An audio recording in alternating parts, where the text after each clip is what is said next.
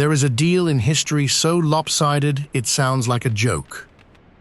In 1667, exhausted by war, the Dutch and the English sat down to trade.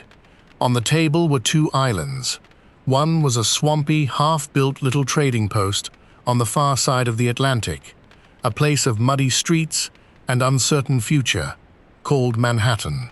The other was a speck in the Pacific, so small you could walk across it in an hour, a place you have almost certainly never heard of, called Run. The English took Manhattan, the Dutch took Run, and considered themselves the clear winners. They were not being foolish. By the logic of 1667, they were absolutely right, because that tiny island of Run grew a tree that grew a nut, and that nut, gram for gram, was worth more than gold. To control the island was to control the nut, and to control the nut was to be rich beyond a king's dreams. Manhattan grew nothing. Run grew nutmeg. The Dutch traded away the future site of New York City for a nutmeg orchard, and shook hands feeling like they had robbed the English blind. To understand how a spice could be worth more than a continent, you have to go back and stand inside a world where flavor was the rarest luxury on earth. So, let us go there.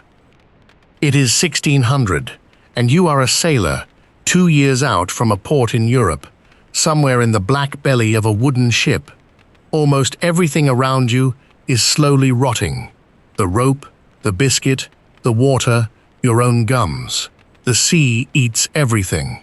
But in the corner of the hold, there is a stack of sacks, and from those sacks comes a smell so warm and sweet and alive that it seems to belong to a different world than this one.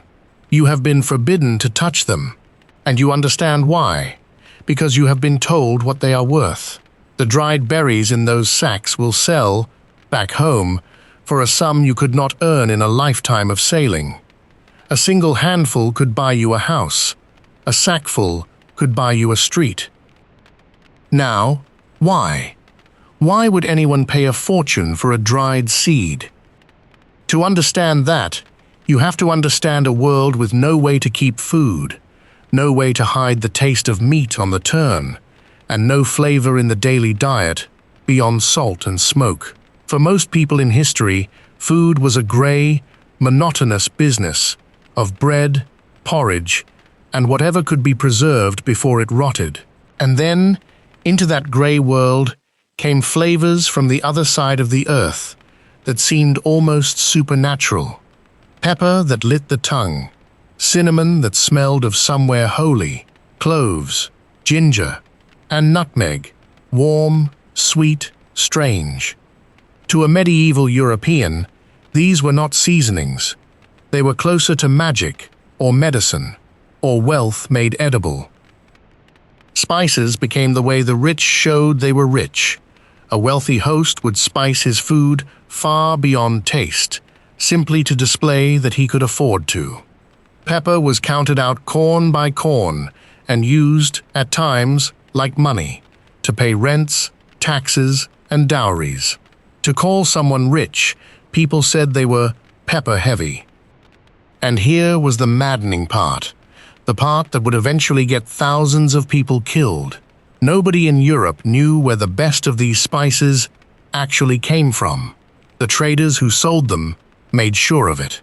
The spices arrived through a chain of middlemen, through India, through the Arab merchants, through Venice, and at every stage, the sellers guarded the secret of the source and told wild stories to keep buyers ignorant and prices high.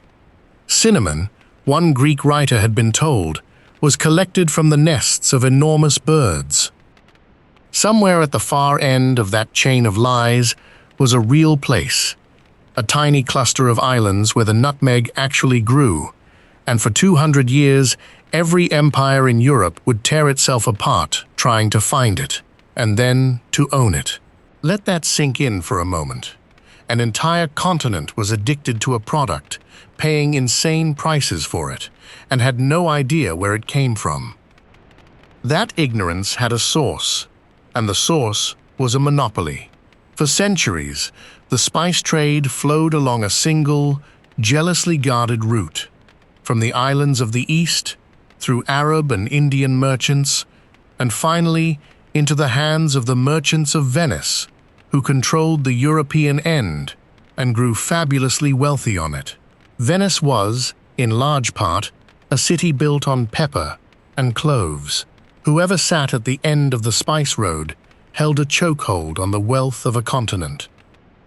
Then, in 1453, that road was cut.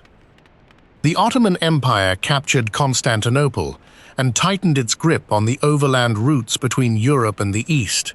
Suddenly, the flow of spices became more expensive, more difficult, more uncertain. For the kingdoms on the far western edge of Europe, Portugal, and then Spain, this was intolerable. They were paying a fortune to Venetian and Ottoman middlemen for a product they could not reach themselves. So they decided to go around. Understand what actually launched the age of exploration. The whole era of Columbus and da Gama and the ships that redrew the map of the world. It was not idle curiosity. It was not a noble thirst for knowledge. It was spice. It was the desire to cut out the middlemen and reach the source of pepper and nutmeg directly. When Columbus sailed west in 1492 and blundered into an entire hemisphere nobody in Europe knew existed, he was not looking for a new world. He was looking for a shortcut to the Spice Islands. And he died, still insisting he had found one. The man who actually did it was Portuguese. In 1498, Vasco da Gama, say it, Vasco da Gama, rounded the bottom of Africa and reached the pepper coast of India by sea. The cargo he carried home was worth, by most accounts, 60 times the entire cost of his voyage. 60 times, from one trip. That number went off like a bomb in the courts of Europe. If one voyage could return 60 times its cost, then the spice trade was not just profitable, it was the single greatest opportunity for wealth on the face of the planet. Every ambitious kingdom on the Atlantic threw its ships, its money, and its men at the east.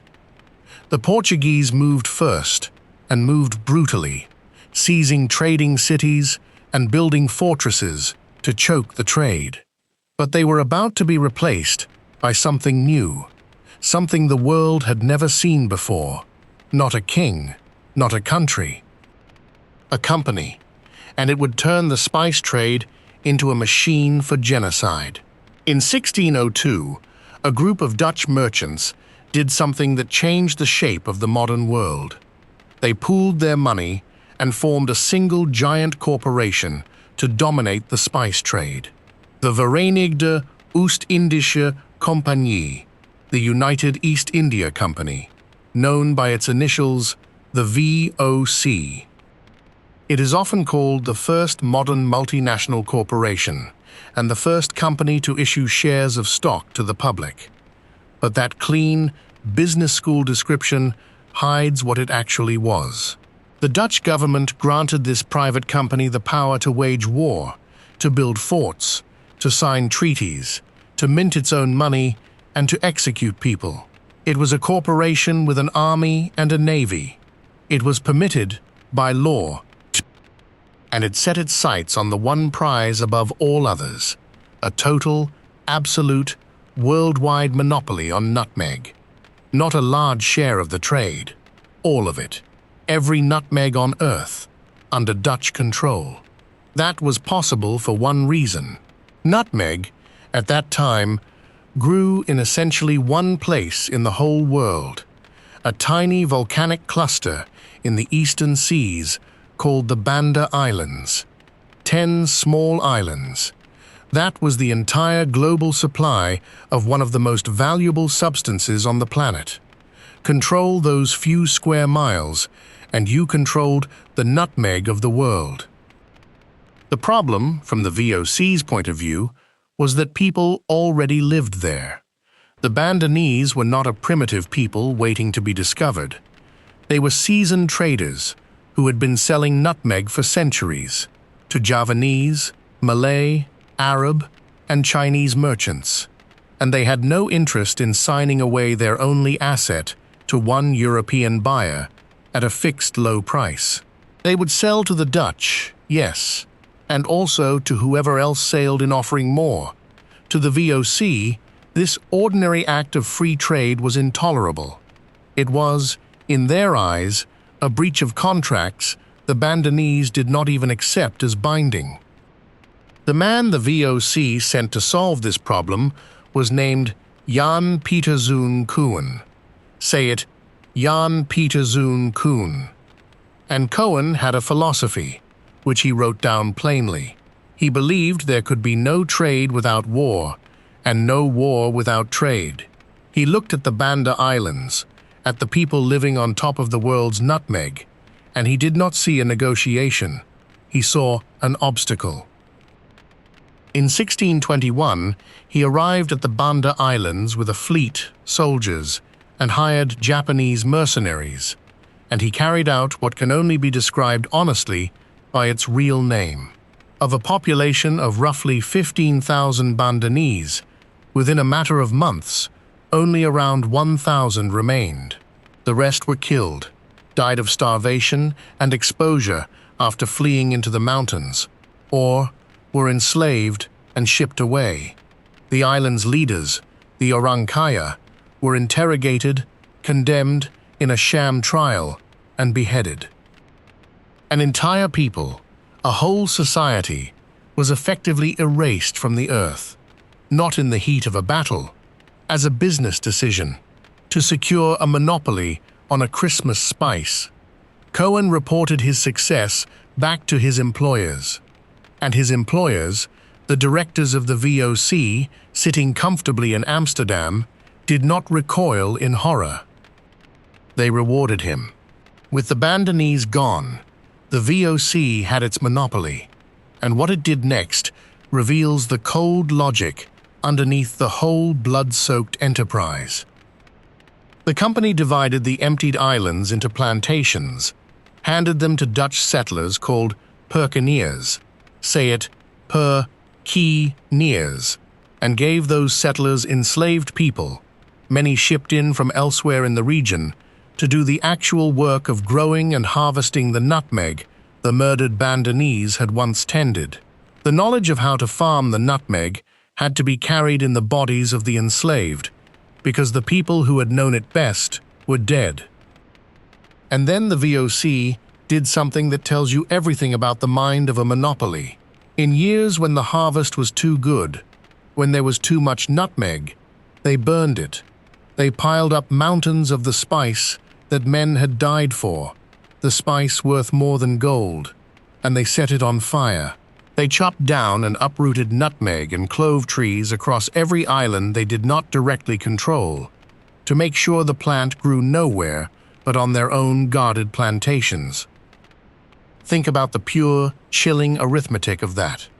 They had committed mass murder to own all the nutmeg in the world, and then they destroyed most of it on purpose, to keep it rare, to keep it priceless. Abundance was the enemy. Scarcity was the product. The VOC was not really selling nutmeg. It was selling the absence of nutmeg everywhere else. For a while, it worked beyond their wildest dreams. The VOC became, by many measures, the wealthiest corporation in the history of the world up to that point. At its peak worth, by some modern estimates, more than many of the largest companies of today combined.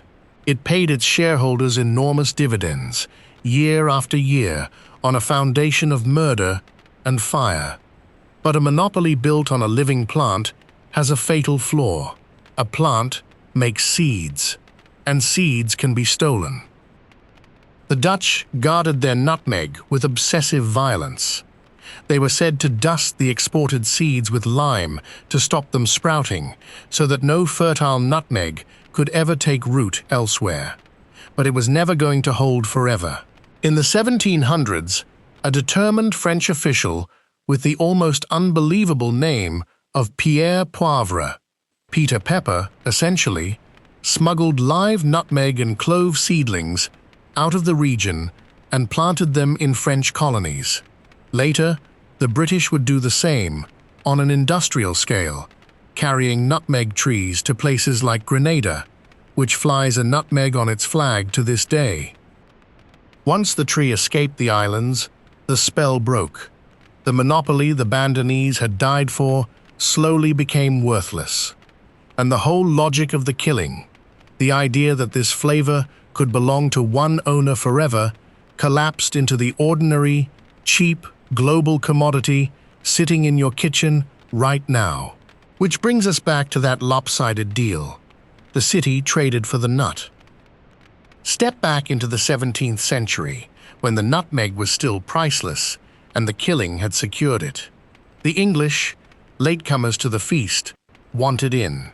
And they had managed to grab one thing the Dutch could not stand, a single tiny nutmeg island in the Banda cluster, called Run, the smallest of them all, and for a time, the one gap in the perfect Dutch monopoly. English merchants had planted their flag there.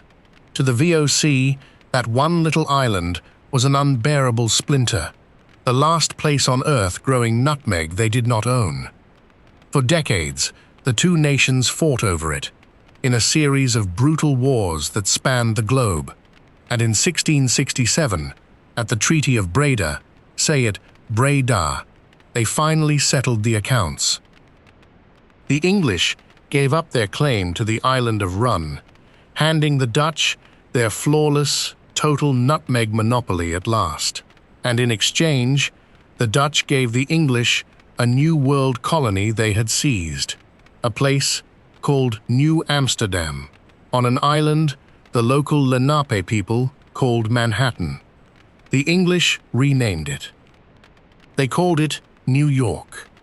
At the time, everyone understood the Dutch had come out ahead. They had traded a cold, muddy, unprofitable trading post for the final piece of the most valuable trade on earth.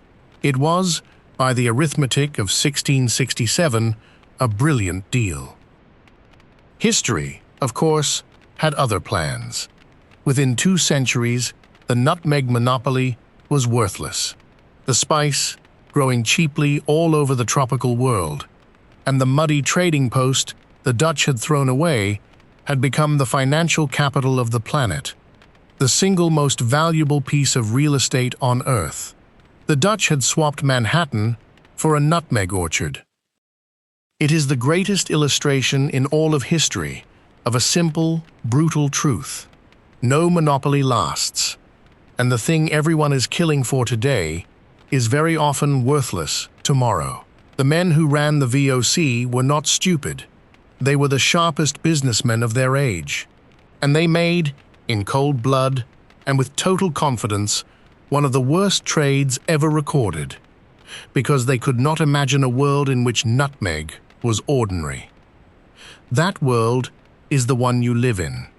It is the reason you can hold, for pocket change, a spice that a Dutch merchant would have committed murder to own, and did. The blood is gone from the price. It was never gone from the history. Now, step all the way back and look at what this handful of dried seeds actually did to the planet.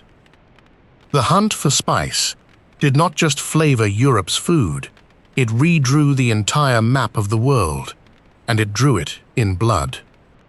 The search for a sea route to the Spice Islands launched the age of exploration, which means the search for pepper and nutmeg is, directly, the reason Europeans crossed the oceans, discovered the Americas, rounded Africa, and reached Asia by sea. And the consequence that flowed from that, the colonization of the Americas, the Atlantic slave trade, the collision of continents that had never met, has, at its root, a European desire to season its food and get rich doing it.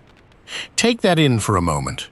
The modern world, its borders, its languages, its long histories of empire and slavery, was shaped in enormous part by the pursuit of the contents of your spice rack.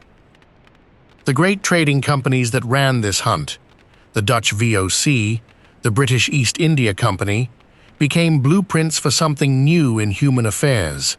The corporation as a power in its own right, with the wealth of nations and the will to use force. The British East India Company would go on from spices to conquer and rule the entire Indian subcontinent. A company governing hundreds of millions of people with a private army. The modern multinational corporation, for better and for very much worse, was born in the spice trade. And the spices themselves? They lost, or rather, they won so completely that they became invisible. Once the plants escaped their islands and spread across the tropical world, the prices collapsed, and the thing that had been worth more than gold became worth almost nothing. Today, the global spice trade is enormous in volume, but built on cheapness. Pepper by the ton, nutmeg by the container, cinnamon in every discount kitchen. The rarity that made men murder is simply gone. You can walk into any shop on earth and buy, for a few coins, a small jar of ground nutmeg. It will sit in your cupboard, half forgotten, and come out once a year to dust a winter dessert. It is one of the most ordinary objects in your home. And it is the same seed, from the same tree, from the same islands, that a corporation once wiped out 15,000 people to control, and that two empires once traded a future metropolis to own. The nutmeg in your kitchen and the nutmeg on Run Island are identical. The only thing that changed is that it stopped being rare. And when it stopped being rare, all the blood it had cost simply disappeared from the label. So the next time you are standing in a kitchen and you reach past the salt and the pepper for that little jar at the back of the shelf, the one you only use at Christmas, stop for a second and hold it. You are holding the reason the age of exploration happened. You are holding the seed that built the first great corporations, that launched the ships that found the Americas, that made and unmade empires. You are holding the exact substance for which an entire island of people was erased from the earth, and for which two nations traded away the future site of New York City and shook hands feeling like winners. It cost you a couple of coins. It once cost 15,000 lives. Remember the deal we started with. The swampy island of Manhattan traded for the little nutmeg island of Run. Everyone at that table in 1667 thought the Dutch had won. And that is the whole lesson of spice, compressed into a single handshake. The thing the whole world is fighting over, dying over, certain it will be precious forever, is so often the thing that will be sitting, cheap and forgotten, in a cupboard 400 years later. The Bandanese died for a monopoly that lasted a couple of centuries. The VOC burned mountains of nutmeg to keep it priceless, and within a few generations, it was worthless anyway. All that blood, all that fire, all that certainty, to own a flavor that now costs less than a loaf of bread. We tend to think the valuable things stay valuable, and the terrible things stay remembered. Spice teaches the opposite. The value evaporated, and the horror was quietly forgotten, and all that is left is a warm, sweet smell in a winter kitchen, with no memory of the islands attached to it at all. The flavor survived. The names of the people who died for it did not. Now you know exactly what you are holding. If a spice could do all this, launch empires, build corporations, erase a people, then wait until you find out what happened over another humble object men could not stop fighting for. The story of the drink that put half the world to sleep and started an actual war is waiting for you on screen right now. Go and pour yourself a cup and find out.